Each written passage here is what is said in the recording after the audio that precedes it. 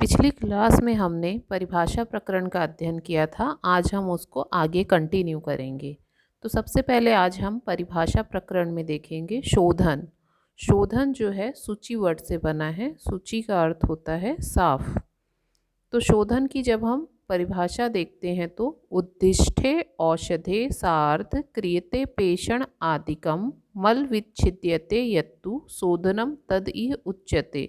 रसतरंगिणी ने शोधन की परिभाषा बताते हुए कहा है कि उद्दिष्टे औषधे अर्थात बताई गई औषधियों के सार्ध मतलब इनके साथ पेषण आदि क्रिया जब हम करते हैं जिससे मल विच्छेद्यते यानी मल जो है वो विच्छिन्न यानी टूट करके अलग हो जाता है, तो इस प्रक्रिया को हम शोधन कहते हैं। या फिर किसी भी द्रव्य के मल को दूर करने के लिए या उसकी अशुद्धि को दूर करने के लिए बताई गई औषधियों के साथ जब उस पर मर्दन, छालन यानी धोने की क्रिया, निर्वाप आदि कर्म किया जाता है तो इसे शोधन कहते हैं। या फिर द्रव्यों का जो दोष निवारण की प्रक्रिया होती है उसको हम शोधन कहते हैं। हम किसी भी ड्रग का शोधन क्यों करते हैं? ताकि वो बाहर से और अंदर दोनों तरफ से वो साफ हो जाए। या फिर कई द्रव्यों का शोधन हम उनकी गुणों की वृद्धि के लिए करते हैं। कई द्रव्यों का शोधन हम उनमें पाए जाने वाली तीक्ष्णता या हानिकारक तत्वों को दूर करने के लिए करते हैं। कई द्रव्यों का शोधन हमको उनसे आगे प्रोसेसिंग करनी है। जैसे रसशास्त्र में हमारा मेन एम होता है भस्म निर्माण, इसलिए पहले हम द्रव्य को शुद्ध करते हैं, उसके बाद उसका मारण या भस्म निर्माण करते हैं। इसके अलावा कुछ जो द्रव्य होते हैं वो शोधन के बाद ही शरीर में सेवन करने योग्य बनते हैं। शोधन के बाद वो रसायन का काम करते हैं। जैसे विष वर्ग के जितने भी द्रव्य होते हैं अगर उनको अशुद्ध अवस्था में ग्रहण किया जाए तो वो शरीर में विषाक्त प्रभाव उत्पन्न करते हैं। लेकिन शोधन के बाद अगर हम किसी पर्सन को विष देते हैं अपनी मात्रा के अनुसार तो वो रसायन का काम करता है। इसीलिए शोधन की डेफिनेशन है कि बताई गई औषधियों के साथ किसी भी द्रव्य पे अगर उसको धोने की या मर्दन करने की या पीसने की क्रिया की जाती है जिससे उसकी जो मल या अशुद्धि है वो दूर हो जाती है, उसको शोधन कहते हैं। इसे हम और डिटेल में आगे पढ़ेंगे। शोधन के बाद आता है मारण। जैसे अभी मैंने बताया मेन एम रसशास्त्र का है भस्म निर्माण, तो भस्म निर्माण की प्रक्रिया को मारण कहा जाता है। शोधितान लोह धात्वादि विमर्द स्वरस आदि भी अग्नि संयोगतो भस्मीकरणम मारणम स्मृतम। तो इसकी जो डेफिनेशन है ये द्रव्य गुण विज्ञानी यादव जी तिक्रम जी ने बताई है। इनके अनुसार शोधितान लोह धात्वादि यानी लोह आदि धातु या कोई भी खनिज जिसकी हमको भस्म बनानी है तो उसमें बताया उन्होंने सबसे पहले हमको उसका शोधन करना चाहिए। इसीलिए क्या लिखा? शोधितान लोह धात्वादि, शुद्ध किए हुए लोह आदि धातु को लेकर विमर्द स्वरस आदि भी खरल में लेकर के चूर्ण करना है और उसको स्वरस या किसी भी द्रव के द्वारा मर्दन यानी पीसना है। अग्नि संयोग, तो जब हम उसका मर्दन कर लेंगे उसके बाद हमको उसको अग्नि में गर्म करना है। भस्मीकरणम, इतना गर्म करना है कि वह सूक्ष्म चूर्ण में परिवर्तित हो जाए या भस्म में परिवर्तित हो जाए, तो इस प्रक्रिया को मारण कहते हैं। एक साथ अगर एक्सप्लेन में देखें तो शोधित लोह आदि धातु या अन्य द्रव्यों को वनस्पति के स्वरस की भावना दे करके मर्दन करके अग्नि संयोग के द्वारा भस्म करने की प्रक्रिया को मारण कहते हैं। ये जो 2 लाइन का श्लोक है उसका स्पेसिफिक अर्थ है, लेकिन जब आप भस्म निर्माण की प्रक्रिया इससे समझने की कोशिश करेंगे तो आपको लग रहा होगा हम द्रव्य को मर्दन करके आग में डाल देंगे और वो भस्म बन जाएगा। लेकिन इस प्रोसीजर को सही तरीके से समझाने का है कि सबसे पहले हम द्रव्य लेंगे, उसका शोधन करेंगे। शोधन करने के बाद हम उस द्रव्य को खरल में लेते हैं। खरल में लेने के बाद, खरल आप सब ने देखा होगा, मिट्टी का बर्तन रहता है जिस पे औषधि को कूटा जाता है। तो खरल में लेकर के हम उस शोधित द्रव्य का पहले चूर्ण करते हैं। जब वो चूर्ण बन जाता है तब हम उसमें कोई भी द्रव पदार्थ, द्रव यानी स्वरस, क्वाथ, ये सब डाल करके फिर से उसको पीसते हैं, या इस प्रक्रिया को मर्दन कहते हैं, मर्दन करते हैं। उसके बाद जब वो अच्छे से मर्दित हो जाता है, पूरा जो स्वरस और द्रव हमने उसमें डाला है वो उसमें गायब हो जाता है, तो इस प्रक्रिया को सुभावित कहा है।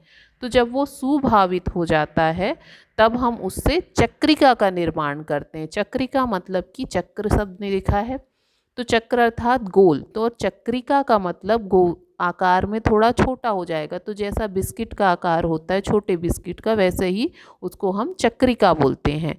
तो जब वो सुभावित होता है तब हम उससे चक्रिका का निर्माण कर लेते हैं। उस चक्रिका को एक सराव, जो बड़ा दिया होता है उसको सराव बोलते हैं, उसी साइज़ का हम एक और दिया लेते हैं।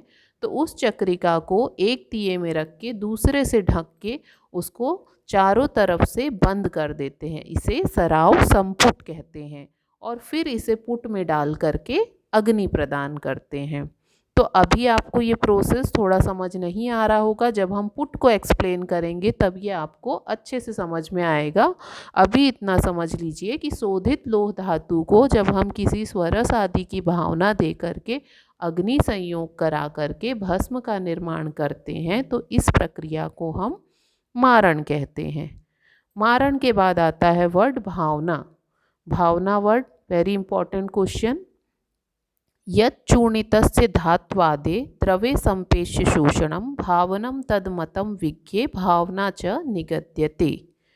यत् चूर्णयस्य धात्वादे, धातु आदि या किसी भी औषध द्रव्य के चूर्ण को द्रवे संपेश्य, कोई भी लिक्विड चीज डाल करके, संपेश्य यानी पीस करके या मर्दन करके, शोषणम सुखा लेने की क्रिया को भावनम तदमितम, उसको भावन कहते हैं और यह प्रक्रिया भावना कहलाती है। नॉर्मली तुम लोग देखते होगे जब हम आटा गूंथते हैं तो आटा सूखा चूर्ण रहता है जिसमें हम एक निश्चित मात्रा में पानी डालते हैं और गूंथ करके उसको एक ठोस में परिवर्तित कर देते हैं, और वो जो जल हम उसमें डालते हैं वो गायब हो जाता है, और उसी को अगर तुम बाद में सुखा दोगे पूरी तरह से तो वो तुम्हारा एक तरह का भावना कहलाएगा। तो सेम कॉन्सेप्ट है कि लोह आदि का चूर्ण हो या फिर किसी भी औषध द्रव्य का चूर्ण हो, अगर हम उसमें एक निश्चित मात्रा में द्रव डाल करके उसको खरल में लेकर के मर्दन करते हैं, धीरे धीरे मर्दन करने पर जब वो द्रव, जो भी लिक्विड हमने उसमें डाला था वो गायब हो जाता है, तो यह प्रक्रिया भावन या भावना कहलाती है। अब इसमें दो चीज़ें इम्पॉर्टेंट है। पहला तो इसमें द्रव का प्रमाण कितना डालना चाहिए। ठीक है, नॉर्मली तुम लोग देखे हो आटा गूंथते हो, पानी ज़्यादा डल जाता है तो आटा गीला हो जाता है और कम डल जाता है तो गुथाता नहीं है। तो इसीलिए जब भावना भी देते हैं तो यहाँ भी यही कॉन्सेप्ट है कि द्रव को इतने प्रमाण में डालें जिससे कि चूर्ण आर्द्र हो जाए, जितना हमने पाउडर लिया है वो गीला हो जाए, हमें उतने ही प्रमाण में पानी या जो भी लिक्विड हम यूज़ कर रहे हैं उसको डालना चाहिए। अब इसके बाद दो शब्द आते हैं हमारे पास, सुभावित और दुर्भावित। सु मतलब अच्छा, भावित मतलब भावना किया हुआ, दुर्भावित मतलब गलत तरीके से भावना किया या अच्छी प्रकार से नहीं भावना किया हुआ। जैसे तुम लोगों को मैं अभी बता रही हूँ कि आटे में अगर अच्छे से पानी डाल के गूँथोगे, आटा अच्छा गुथाया है तो रोटी अच्छी बनती है, किनारे उसके नहीं फटते हैं। और अगर तुम्हारा आटा अच्छे से नहीं गुथाया है या कड़ा गुथाया है, फिर तुम जब रोटी बनाते हो तो उसके किनारे क्या होते हैं, फटने लग जाते हैं। तो वैसे ही अगर किसी चूर्ण को हम जल की मात्रा डाल करके अच्छे से मर्दन नहीं करेंगे या अच्छे से नहीं पीसेंगे तो क्या होगा, जब हम उसकी गोली बनाएंगे, गोल गोल गोली बनाएंगे और उसको दबाएंगे तो क्या होगा, वो गोली फटने लग जाएगी। जबकि सुभावित में उल्टा है, इसमें जब हम सही प्रमाण में जल डालते हैं और अच्छे से मर्दन करते हैं, फिर जब हम उसको हाथ में लेकर के गोली का निर्माण करते हैं तो वो चिकना बनता है और उसके किनारे आपस में नहीं टूटते हैं और वो स्पर्श में मृदु या चिकना होता है। तो इसीलिए जब भी हम किसी ड्रग को भावना देते हैं तो हमको सुभावित वर्ड, अभी इससे पहले मैंने मारण में बताया कि हम शोधित लोह आदि चूर्ण को किसी भी स्वरस से सुभावित करते हैं। तो सुभावित मतलब अच्छी प्रकार से भावना करना, जिससे वो द्रव उस चूर्ण में पूरी तरह से गायब हो जाए और मर्दन किया हुआ जो द्रव्य है वो छूने में चिकना लगे। अगर हम उसको दबाएं तो वो दब जाए, उसके किनारे ना फटे। लेकिन अगर वो छूने में खुरदुरा है, दबाने में टूट जा रहा है या उसके किनारे फट जा रहे हैं तो वो क्या है, दुर्भावित है। तो भावना भी इम्पॉर्टेंट पॉइंट है। इसके बाद हम देखते हैं सत्व। वर्गीकरण के आधार के समय ये शब्द 2 या 3 बार आया था कि द्रव्य का जो वर्गीकरण है हम सार के अनुसार करते हैं, सार या फिर सत्व। तो सत्व मैंने कहा था महारस के जितने भी ड्रग होते हैं उनमें सत्व पाया जाता है। किसी भी खनिज के अंदर अगर किसी धातु का अंश है तो उसको हम सार कहते हैं। ठीक है, तो सार की डेफिनेशन बताई गई है, क्षार अम्ल द्रावके युक्तम धमातम कर कोष्टके यह तथा निर्गतः सारा सत्वम इत्य अभिधीयते। अगर हम किसी भी द्रव्य को क्षार वर्ग, अम्ल वर्ग या द्रावक गण, आपने क्षार वर्ग भी पढ़ा, यव क्षार, सज्जी क्षार, टंकण क्षार, अम्ल वर्ग भी पढ़ा, 12 या 13 ड्रग थे उसमें, द्रावक गण पढ़ा जिसमें 6 ड्रग थे। अगर हम किसी भी द्रव्य को क्षार अम्ल द्रावक गण डाल करके क्षार अम्ल द्रावके युक्तम धमातम कर कोष्टके, उसको एक कोष्ठी, एक सकरे बर्तन में डाल करके कोष्ठी, एक जैसे जब हम भस्म बनाते हैं या हम किसी औषधि का पाक करते हैं तो हमें चूल्हे की ज़रूरत पड़ती है, लेकिन जब हम किसी चीज़ से सत्व निकालते हैं तब हम कोष्ठी का यूज़ करते हैं। तुम लोग देखे होगे तंदूर की जो भट्टी होती है चारों तरफ से बंद होती है, उसमें केवल ऊपर का मुंह खुला रहता है, तो चारों तरफ से उसको हवा नहीं लगती, इसीलिए उसके बीच में ज़्यादा टेम्परेचर रहता है और वो ज़्यादा समय तक बना रहता है। इसीलिए जो कोष्ठी होती है वो भी चारों तरफ से बंद होती है, एक पर्टिकुलर जगह से वहाँ पर अग्नि प्रदान की जाती है। तो जब हम सत्व निकालते हैं किसी भी द्रव्य का तो हम कोष्ठी का उपयोग करते हैं, इसीलिए यहाँ पर कोष्ठी वर्ड आया है। तो क्षार अम्ल और द्रावक गण के द्रव्यों से युक्त करके अगर हम किसी द्रव्य को कोष्ठी में धमन करते हैं, यह ततो निर्गतः सारा, इस प्रक्रिया के बाद जो सार निकलता है सत्वमित्यभिधीयते, उसको हम सत्व कहते हैं। ठीक है, तो जब हम सत्व को एक्सप्लेन करते हैं तो हमें पता रहना चाहिए क्षार वर्ग में कौन सी औषधि आ रही है, अम्ल वर्ग में कौन सी औषधि आ रही है और द्रावक गण में। तो क्षार वर्ग, अम्ल वर्ग, द्रावक गण की औषधि के साथ अगर हम किसी खनिज या अन्य द्रव्य को मर्दन करें, मर्दन करने के बाद गोल सा बना लें, उसको एक मूसा में रखें और सत्वपातन कोष्ठी में डाल के अगर धमन करते हैं तो जो सार हमको प्राप्त होता है उसे हम सत्व कहते हैं। और इस पूरी प्रक्रिया को जिसमें हम सत्व निकालते हैं उसे सत्वपातन कहते हैं। किसी भी ड्रग का सत्व या तो धातु होता है या तो अधातु होता है। नेक्स्ट हम देखते हैं द्रुति। द्रुति भी 5 नंबर के क्वेश्चन पे आता है, द्रुति भी शॉर्ट नोट्स का क्वेश्चन है।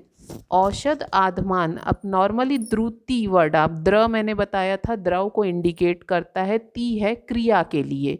तो देखे होगे धातु, खनिज, ये लोग नॉर्मल टेम्परेचर बोलो या बहुत ज़्यादा भी टेम्परेचर बोलो, ये लोग द्रव में परिवर्तित नहीं होते हैं।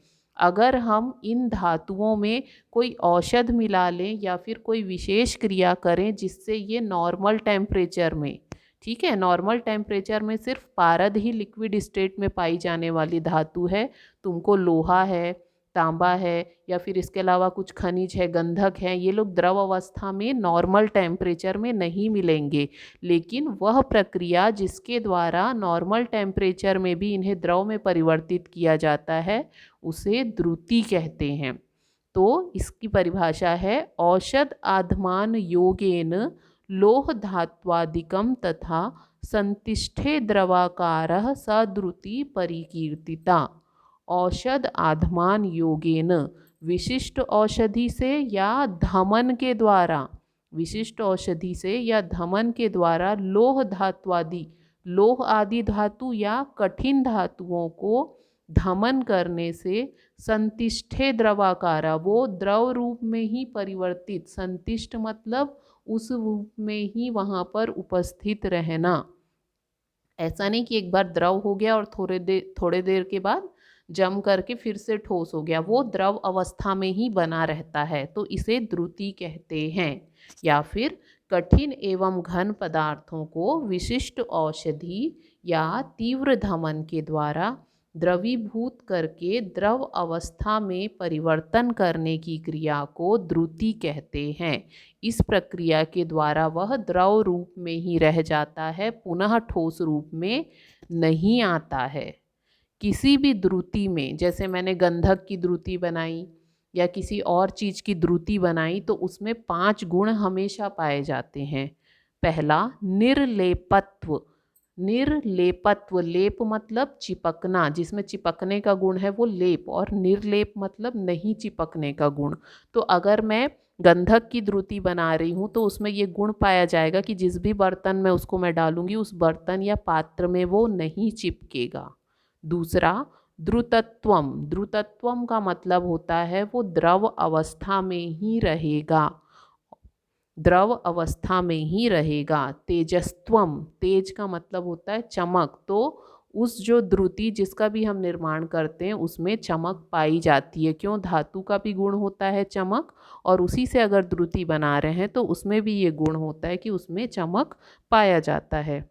नेक्स्ट जो गुण है वो है लघुता। लघु का अर्थ होता है हल्का होना।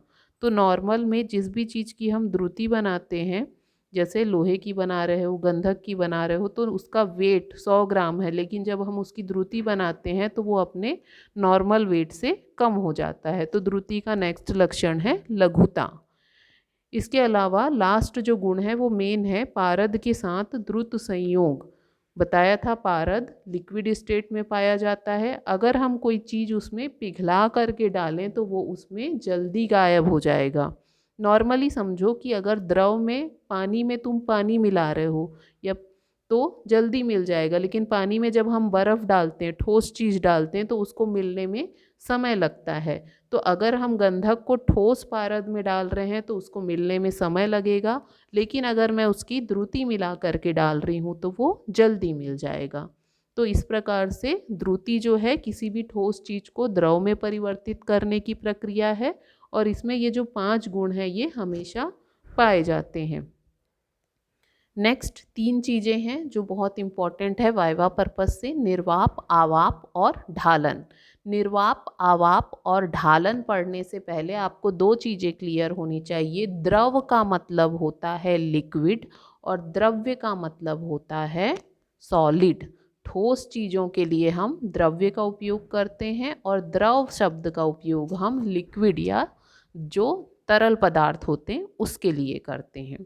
ठीक है, तो सबसे पहले हम देखते हैं निर्वाप। तो निर्वाप, इसको नॉर्मली आप आयात और निर्यात से याद कर सकते हैं।